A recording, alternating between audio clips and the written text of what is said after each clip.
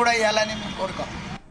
2013లో జరిగినటువంటి ఘటన ఇప్పటికీ దాదాపు 12 నెలలు కావస్తోంది. 12 ఏళ్ల తర్వాత ఈ కేసు సుదీర్ఘ విచారణ జరిపినాక హైకోర్టు కూడా గతంలో ఇచ్చినటువంటి ఎన్ఐఏ తీర్పుని సమర్థిస్తూ ఆ రకంగానే 5గురికి ఉరిశిక్ష విధించాలంటూ కూడా కోర్టు ఇంతకు ముందే ఈ అభిప్రాయాన్ని వ్యక్తం చేయడం జరిగింది.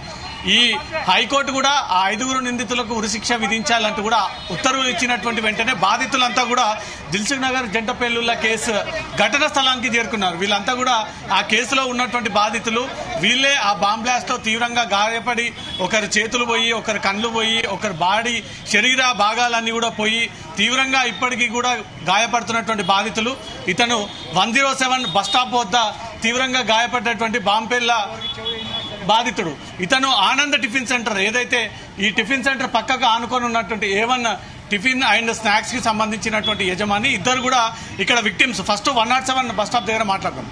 107 బస్ స్టాప్ దగ్గర జరిగిన ప్రమాదం అప్పుడు మీరు ఏం చేస్తున్నారు? ఎంతమంది ఉన్నారు అప్పుడు లైన్లో 150-200 మంది ఉన్నాము. పబ్లిక్ వెళ్తా ఉన్నది. ఆ మూమెంట్లో సడన్లీ బాంబ్ బ్లాస్ట్ అయిపోయింది.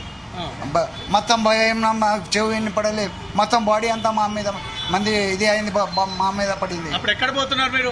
ఆడనే పని చేసుకుంటా ఉన్నాం, మా బిజినెస్ చేసుకుంటా ఆడనే నిలబడినాం. బిజినెస్? అవును. ఎన్ని గంటలకు జరిగింది అది? 7 టైంకి ఆడ జరిగింది. 6 ఎంతమంది ఉన్నారు అప్పుడు అక్కడ?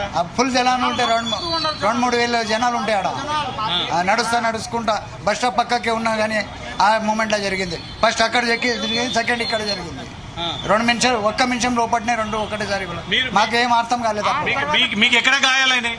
మాకు ఇక్కడ తగిలిందండి, మా చేయికి తగిలింది, మా మీద మొత్తం ఐటమ్ పడినాయి, ఆ శరీరం అంతా.